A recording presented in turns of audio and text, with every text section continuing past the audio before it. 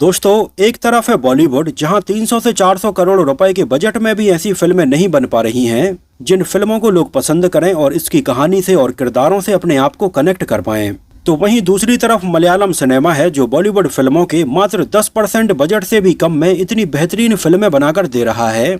जो फिल्में लोगों को बहुत पसंद आ रही हैं, इनके किरदारों से और कहानी से लोग अपने आप को कनेक्ट करके देख पा रहे हैं।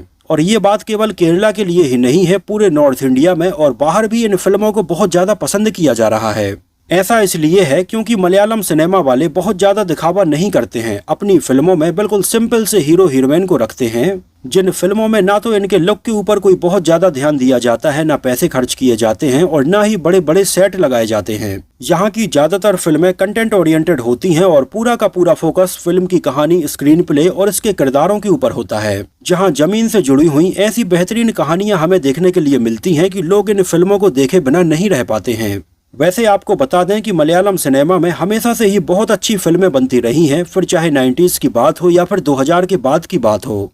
लेकिन उस समय लैंग्वेज बैरियर एक बहुत बड़ी बात थी। इस वजह से ज्यादातर मलयालम फिल्मों को यहाँ पर लोग नहीं देख पाते थे।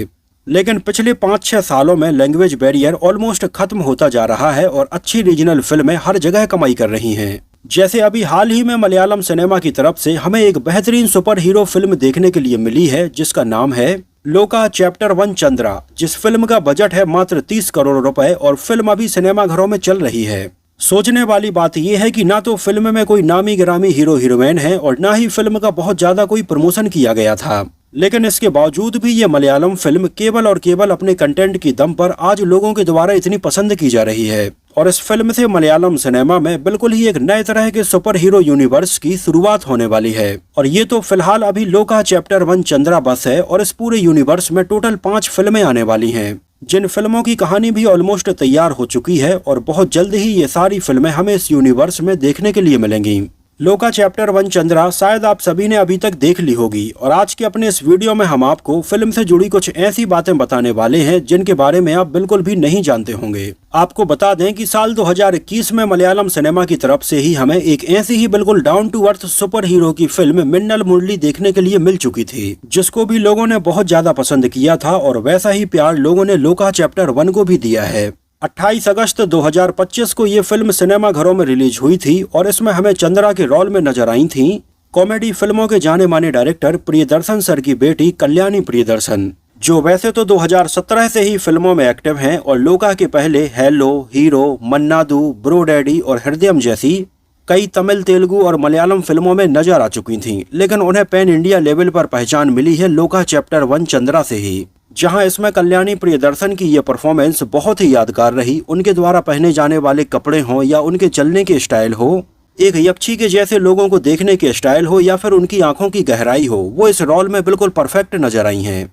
हालांकि पहले इस रोल के लिए कई और नामों के ऊपर विचार किया जा रहा था, लेकिन बाद में फाइनली इसके प्रोड्यूसर दुलकिर सलमान ने कल्याणी प्रियदर्शन को ही अप्रोच किया, जहां कल्याणी ने अपने इस किरदार को तैयार करने के लिए कई महीनों की कड़ी ट्रेनिंग ली थी, जैसे वायर से बांधकर ऊपर हवा में उड़ते हुए नजर आना, चाकू चलाना, फाइट करना और ऐसी कई और ट्रेनिंग ली थी।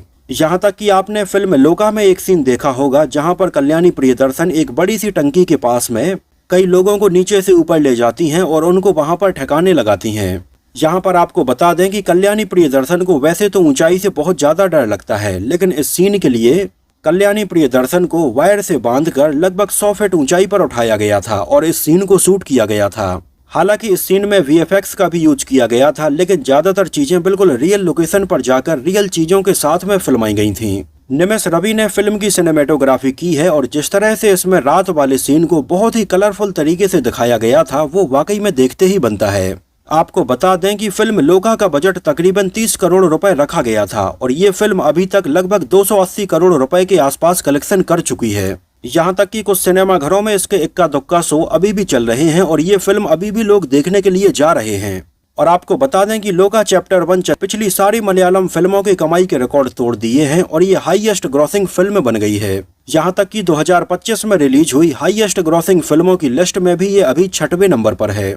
फिल्म की ये बेसिक कहानी और इसका स्क्रीन प्ले तैयार किया था जाने माने डायरेक्टर डोमिनिक अरोन ने और उन्हीं ने इसका डायरेक्शन भी किया है। आपको बता दें कि डोमिनिक अरोन की बतौर डायरेक्टर ये दूसरी फिल्म है। इसके पहले उन्होंने 2017 में एक ब्लैक कॉमेडी फिल्म थारंगम को डायरेक्ट किया था। और आपको बता दें कि डोमिनिक अरोन पिछले काफी लंबे समय से इस आइडिया के ऊपर काम कर रहे थे कि कैसे अपनी लोक कथाओं के ऊपर ये फिल्म बना पाएं।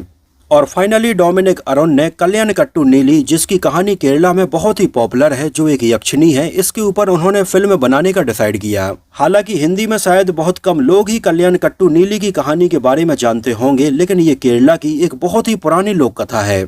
इसके बारे में अगर आपको संक्षेप में बताएं तो ये बेसिकली एक औरत थी जिसने शादी के बाद अपने पति को धोखा दिया और एक खतरनाक यक्षिणी में बदल गई, जो आगे चलकर एक खतरनाक राक्षसनी बन गई, जो रात के समय में घूमती और कई लोगों को मिल भी जाती। हालांकि आगे चलकर जब नीली का अत्याचार बहुत ज्यादा बढ़ने लगा तो एक कथानार ने उसको रोका और उसकी बुरी शक्तियों को अपने कंट्रोल में किया। हालांकि यहाँ पर गौर करने वाली बात यह है कि कल्याणकट्टू नीली वैसे तो एक यक्षिणी थी, लेकिन आगे चलकर कई लोग इसकी पूजा भी करने लगे थे। तो केरला की इस बहुत ही पॉपुलर लोक कथा की कहानी को डोमिनिक अरोन ने अपनी फिल्म लोका चैप्टर 1 चंद्रा में रखा, लेकिन यहाँ पर उन्होंने कल्याणकट्टू नीली के किरदार में बदलाव किया और इसको नेगेटिव नहीं बल्कि एक पॉजिटिव तरीके से दिखाया। हालांकि इसमें भी हमें एक कथानार देखने के लिए मिलता है जो कि कल्याणकट्टू नीली की रियल कहानी में भी था, लेकिन इन किरदारों को डोमिनिक अरोन ने अपने हिसाब से बदला और ये पूरी कहानी तैयार की थी। वैसे आपको बता दें कि कल्याणकट्टू नीली की कहानी पर इसके पहले और भी कई मलयालम फिल्में बन चुकी हैं। और अगर आपको याद हो तो लोका चैप्टर 1 चंद्रयान के एक सीन में भी हमें कल्याणकट्टू नीली की एक फिल्म चलती हुई नजर आती है, जिस सीन में सनी का दोस्त वेनु टीवी पर ये फिल्म देख रहा होता है। फिल्म का बेहतरीन म्यूजिक कंपोज किया था जैक्स बिजॉय ने और बैकग्राउंड म्यूजिक के अलावा इसके गाने भी बेहतरीन थे। यहाँ तक कि इसके एक सीन में जब कल्याणी प्रियदर्शन व्हाइट ड्रेस पहनकर इस पार्टी में जाती हैं तो बैकग्राउंड में हमें किलिए किलिए गाना सुनने के लिए मिलता है और ये इस सीन में बिल्कुल परफेक्ट लग रहा था।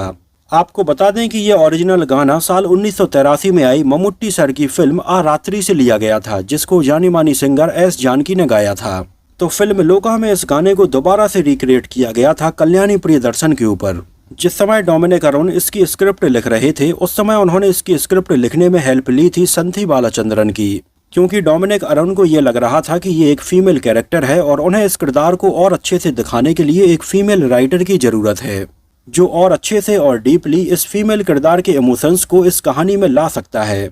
आपको बता दें कि फिल्म की कहानी को बेंगलोर में सेट किया गया था, लेकिन इसके बहुत सारे सीन बेंगलोर के अलावा कोच्चि में शूट किए गए थे। लेकिन यहाँ पर इसके मेकर्स ने बेंगलोर की नाइट लाइफ को बहुत ही अलग तरह से दिखाने की कोशिश की थी।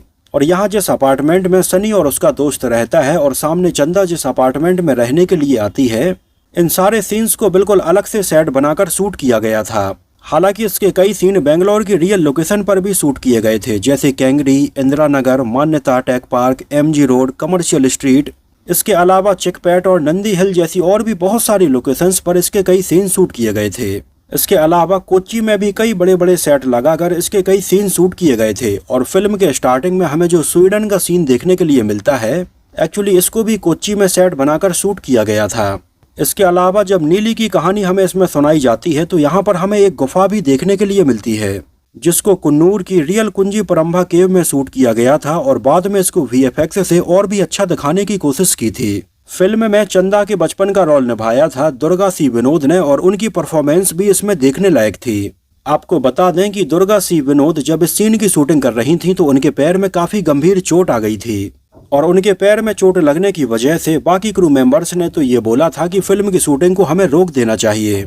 लेकिन दुर्गा इतनी छोटी थी और उनके पैर में चोट भी आई थी, लेकिन उनको ये पता था कि इसके लिए बहुत सारा पैसा खर्च हुआ है और अगर वो फिल्म की शूटिंग को डिले कर देती हैं तो ये सेट यहीं पर ऐसा लगा रहेगा और ये पैसा खर्च होता ही रहेगा। इस वजह से उस समय उनके पैर में इस गंभीर चोट के लगने के बाद भी उन्होंने इस सीन को पूरा शूट किया था।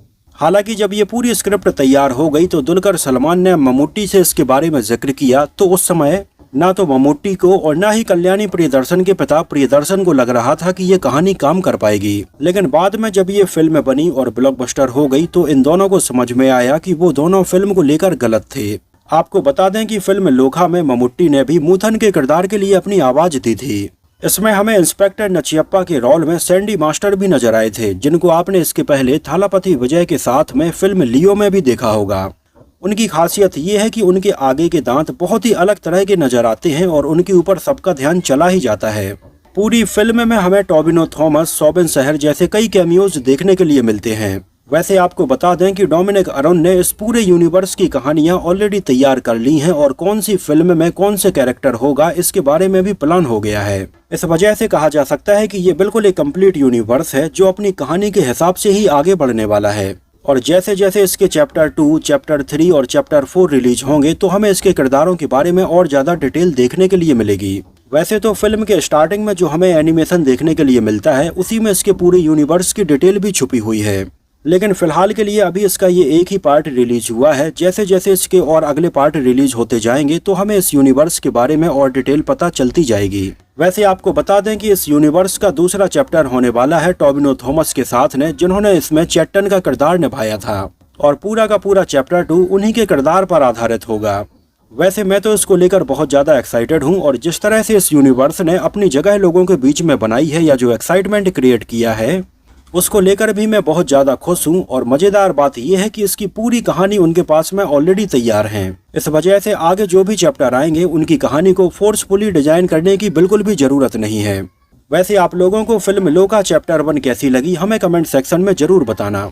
और अगर ये वीडियो आपको पसंद आया हो, मेरी मेहनत आपको पसंद आई हो, तो उसको प्लीज़ लाइक करके मुझे इस बात का जवाब जरूर दीजिए।